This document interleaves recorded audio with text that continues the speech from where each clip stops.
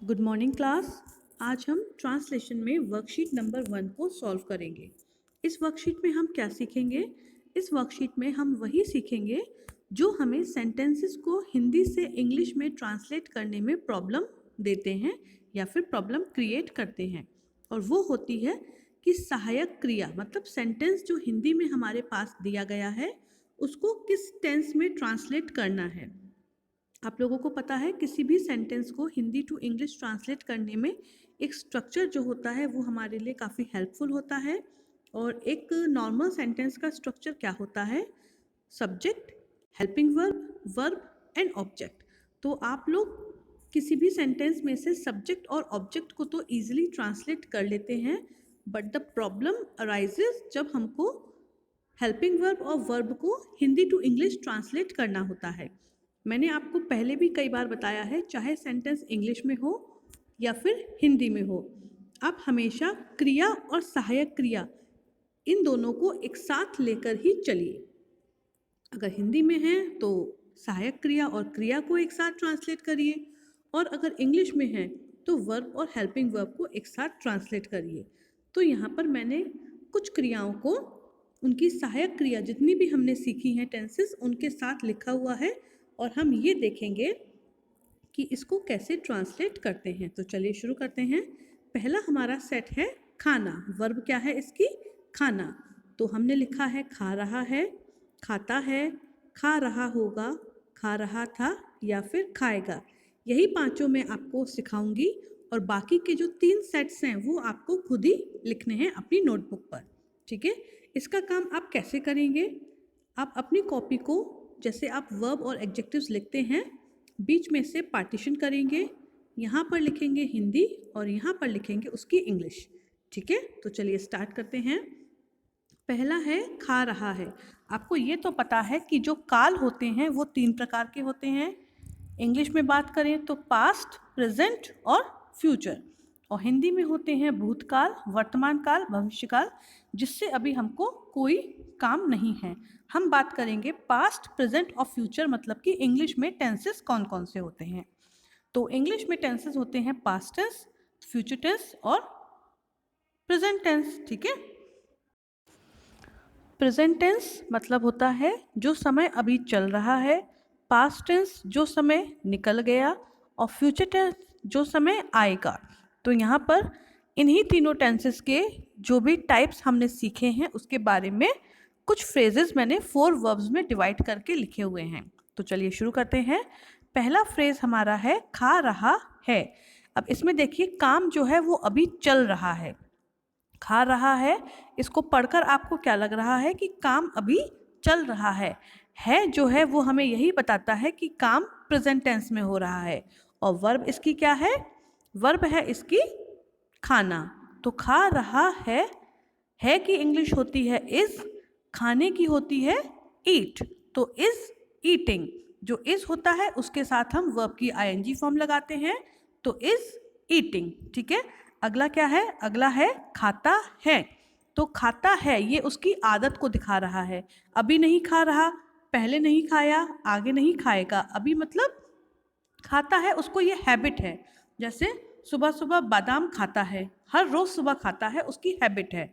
तो खाता है ईट्स। इसमें हम है की इंग्लिश नहीं लगाएंगे। खाता है अगर सिंगुलर फॉर्म में है तो ईट्स आएगा, और खाते हैं तो केवल ईट आएगा। अगला है खा रहा होगा।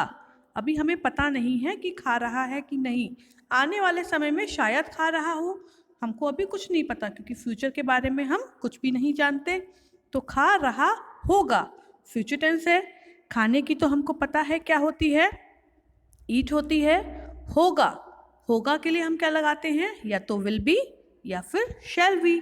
अगर वर्ब और सब्जेक्ट हमारा आई और वी है तो हम शैल बी लगाएंगे, और सब्जेक्ट अगर हमारा इन दोनों के अलावा कुछ भी है तो हम लगाएंगे विल बी। तो विल बी ईटिंग क्या होगी हमारी इसकी पूरी इंग्लिश? Will be eating. खा रहा है इज ईटिंग, खा रहा होगा विल बी ईटिंग। उसी प्रकार खा रहा था, ये बीते हुए समय को बता रहा है। खा रहा था, अभी नहीं खा रहा, मैंने कल देखा था उस समय वह खा रहा था, काम चल रहा था। तो था की होती है was, ठीक है ना, और खाने की होती है eat, तो खा रहा था was eating, और खाएगा, खाएगा मतलब आने वाले समय में खाएगा। चलिए एक बात मैं आपको और बताती हूँ, है जो है वो हमें बताता है कि काम अभी चल रहा है, था हमको बताता है कि काम बीते हुए समय में हुआ था, और जो गा गेगी हम लगाते हैं वो हमको ये बताते हैं कि काम आने वाले समय में होगा, ठीक है। तो जो हमारी लास्ट है वो क्या है, खाएगा, मतलब आने वाले समय में खाएगा। तो खाएगा उसकी हैबिट होगी, शायद खाए, हमें कुछ नहीं पता। तो खाने की होती है ईट और गा की होती है विल या शैल। तो खाएगा या तो आएगी विल ईट या फिर आएगी शैल ईट, ठीक है। एक बार और देख लेते हैं, खा रहा है इज ईटिंग, खाता है ईट्स, खा रहा होगा या तो शैल बी ईटिंग और विल बी ईटिंग, खा रहा था वॉज ईटिंग, और खाएगा विल ईट और शैल ईट। तो ये 5 जो फ्रेजेस हैं या एक वर्ब के 5 टाइप्स हैं, ये मैंने आपको बता दिए। रिमेनिंग जो 3 सेट्स हैं वो आपको खुद ही करने हैं। करने का तरीका आपको पता है, अपनी कॉपी को ऐसे पार्टीशन में डिवाइड करिएगा, यहाँ पे डालिए हिंदी हेडिंग, यहाँ पर डालिए इंग्लिश, और एक एक फ्रेज को इस तरह से यहाँ पे हिंदी में लिखिए और यहाँ पर लिखिए इंग्लिश में, ठीक है। जैसे आप वर्ब्स और एडजेक्टिव्स लिखते हैं उसी प्रकार आपको काम करना है। तो आज आप लोगों की मीटिंग है, टाइम पर मीटिंग को ज्वाइन करिएगा। आज के लिए बस इतना ही। That's all for today. Good bye.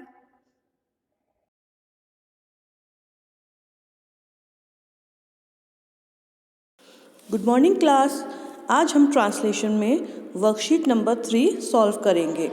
इस वर्कशीट में हमको क्या करना है, इस वर्कशीट में जो आपको 10 वर्ड्स दिखाई दे रहे हैं उसके आपको एक सिनोनिम और एक एंटोनिम लिखना है, वो भी इंग्लिश में। अब आपको ये पता करना है कि सिनोनिम और एंटोनिम क्या होते हैं। अगर आप इसमें कंफ्यूज होते हैं तो मैं आपको बता दूं, सिनोनिम वो शब्द होते हैं जो दोनों शब्द एक ही मतलब को बताते हैं। अभी मैं आपको एक्सप्लेन करूंगी तो आपको समझ में आ जाएगा। और एंटोनिम क्या होते हैं, एंटोनिम होते हैं इसका अपोजिट वर्ड। क्या होता है, किसी भी वर्ड का अपोजिट वर्ड एंटोनिम कहलाता है। तो चलिए शुरू करते हैं। पहले हम नीचे लिखे हुए सारे शब्दों को पढ़ लेते हैं, फिर हम ये देखेंगे कि कौन से वर्ड का सिनोनिम कौन सा होता है और एंटोनिम कौन सा होता है। The first word is press, दूसरा है cry, third one is close, fourth is start, mix, precious, some, tall, wealthy and hard. लेकिन उससे पहले मैं आपको ये बताती हूँ कि आपको ये वाली वर्कशीट अपनी कॉपी पर कैसे करनी है। आपको अपनी कॉपी पर 3 पार्टीशन में डिवाइड करना है। अपनी कॉपी के एक पेज को 3 पार्टीशंस में डिवाइड करना है। यहाँ पर आप लिखेंगे वर्ड्स, जो वर्ड्स आपको इस स्क्रीन पर शो हो रहे हैं। यहाँ पर हेडिंग डालेंगे वर्ड्स और उसके नीचे ऑल 10 वर्ड्स लिख देंगे। यहाँ पर हेडिंग डालेंगे सिनोनिम्स, तो उसके नीचे और वर्ड के सामने उस वर्ड का सिनोनिम लिखेंगे, और यहाँ पर लिखेंगे एंटोनिम्स और उसके आगे वर्ड के सामने ही हम एंटोनिम्स लिख देंगे, ठीक है। तो चलिए अब हम देखते हैं कौन से वर्ड का कौन सा एंटोनिम या कौन सा सिनोनिम होता है। तो लेट्स स्टार्ट। पहला वर्ड है हमारा प्रेस। प्रेस का सिनोनिम और एंटोनिम निकालने के लिए आपको प्रेस की हिंदी पता होनी चाहिए। प्रेस की हिंदी होती है दबाना। प्रेस की हिंदी क्या होती है, प्रेस की हिंदी होती है दबाना। और दबाने का एक और शब्द है पुश, मतलब दबाव डालना। पुश मतलब क्या होता है, दबाव डालना।